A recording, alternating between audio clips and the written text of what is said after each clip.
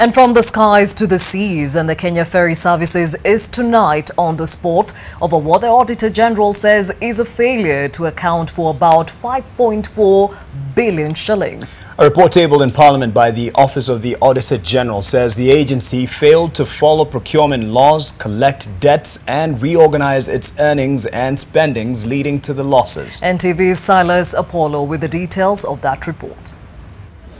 Another report on possible scandal in a public institution, this time right at the center of the multi-billion shilling transport industry at the port of Mombasa. Auditor-General Edward Ouko says that some of the transactions in question were done in the year ending June 2017 and that the management of the Kenya Ferry Services failed to give convincing explanation on some of its expenditures. The irregular transactions, Ouko says, touch on the value of properties and assets owned by the corporation, purchase of new ferries, uncollected debts, as well as unreconciled incomes and expenditures.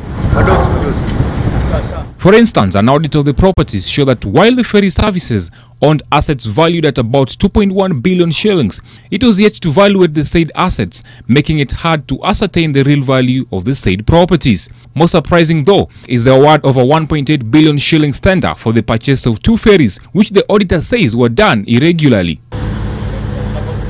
Ouko says that analysis of the tendering process shows that the contract for the supply of the ferries was awarded to a bidder who was ranked number 4 at the technical evaluation stage of the process.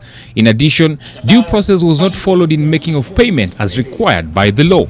The management also procured and installed way bridges on the Likoni Channel at a cost of 26.8 million shillings but has failed to use them. And another failure to collect debts valued at 716.6 million shillings.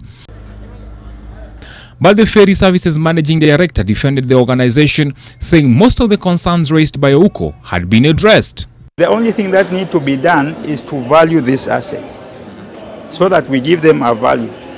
If it is still in use and you are still getting an economic benefit from it, you value it. That is the only thing which the auditor is telling Kenya Ferry.